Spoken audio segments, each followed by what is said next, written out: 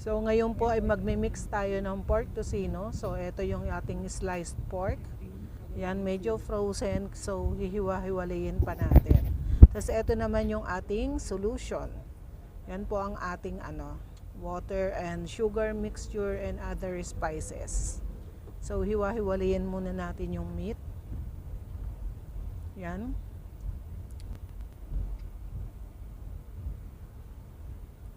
Yan, so frozen siya kaya wala nang time kahapon after slicing, so finrest muna namin. So lagay naman natin ng phosphate. Ito is para ma-open up yung fibers at makatulong pag meron ng asin para ma-release ang myosin protein na responsible sa binding. So, kailangan nating i-massage para lumagkit yung karne.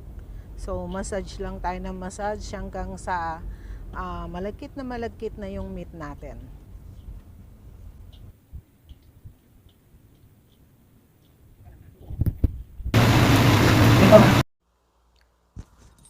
So, ayan, dinedemo ko ang tamang pag-massage at pag-mix ng tocino. Yan, ganyan po siya. So, kailangan nag-uumpugan yung mga karne nyo. May interaction talaga para ma-massage siya ng ayos at ma-extract ang myosin. So, yung tao naman ang paggagawin natin. Tingnan natin kung makukuha niya yung tamang pag-massage. So, tama naman siya. Ayan o. So, makikita natin mamaya ang result ng ginawa niya.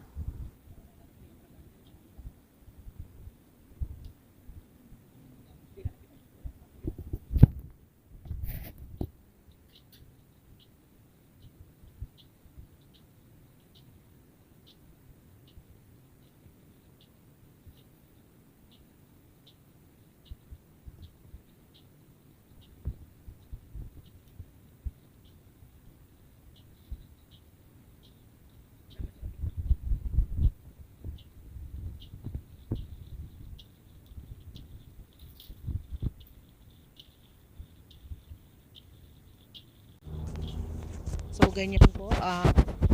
Baliktarin natin ang baliktarin with pressing. Pinipress natin habang panay ang baliktad natin para ma-massage yung meat. Tapos, once in a while, ikot-ikutin natin para sa massaging niya. So, ganyan po.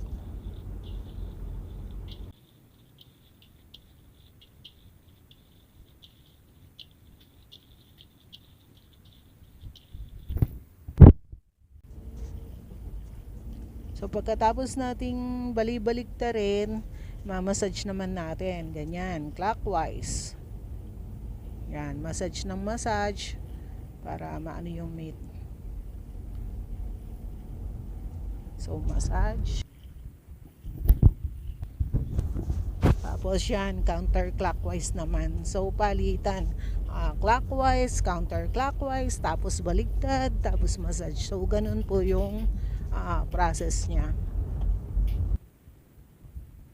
So, pag malagkit na siya sa phosphate, lalagay naman natin yung erythorbate, tapos mix uli or massage para ma-distribute yung ating erythorbate.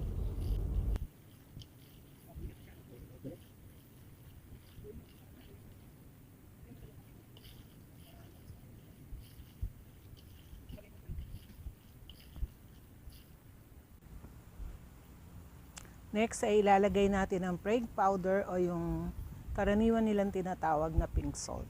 Yan. So yan yung magpe-preserve sa ating tocino.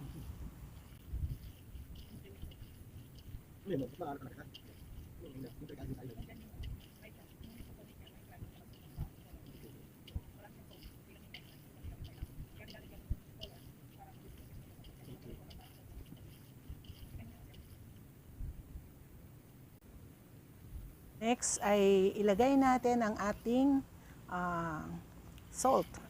So pwedeng vacuum salt, pwedeng iodized salt. Yan. Yan ang mag-extract ng ating myosin na responsible sa binding. Kaya yung mga solution natin ay ma-absorb niya dahil sa presence ng myosin na na-extract.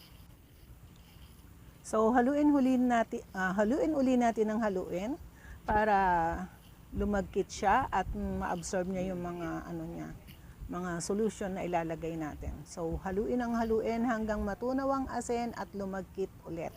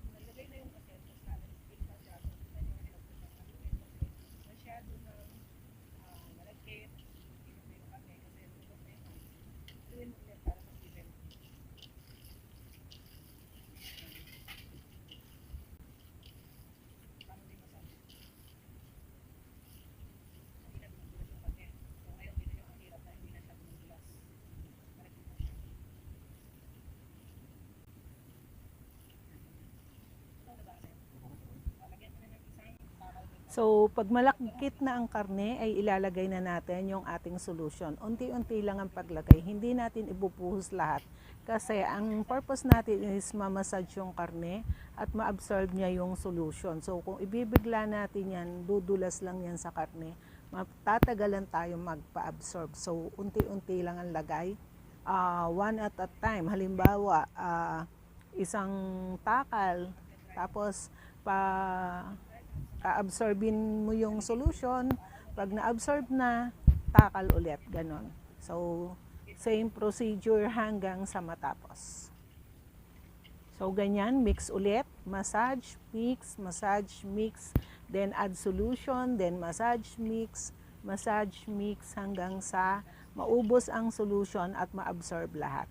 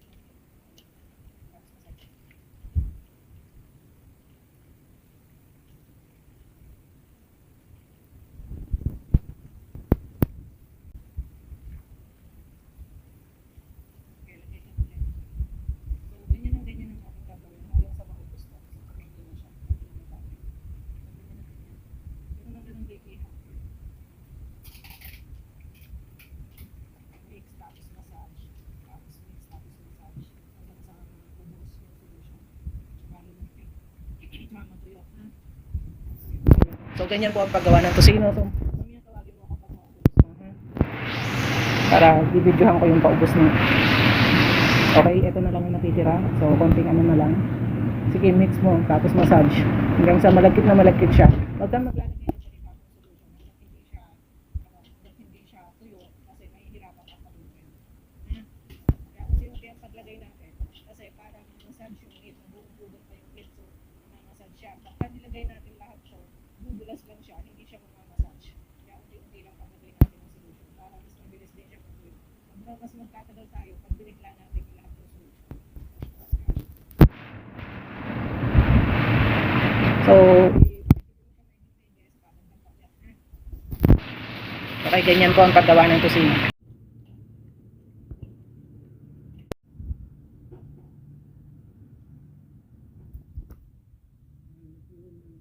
So, ano yan, ilalagay mo yan sa plastic kasi hindi naman kakasya yung banyera sa freezer. Sa plastic mo muna ilalagay. Malaki 20 by 54. Doblihin mo ha kasi baka mabutas. Pwede mo na ilagay. Tapos bukas mo, bago siya i-pack, mag-final mixing tayo. Ito ka na ng plastic.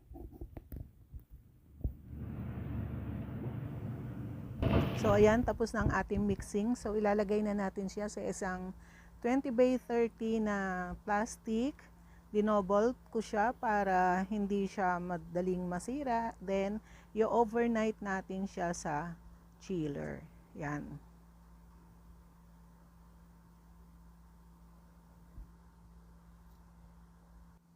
Then, following day, ay i-remix natin siya. Then, magte-taste test tayo. Then, ipapak na natin.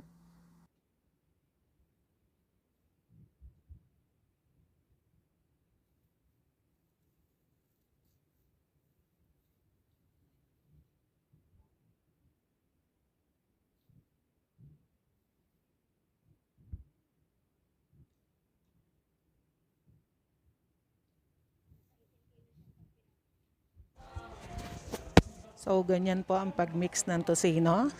Tune in for more demos and meat processing. Thanks for watching. Bye-bye.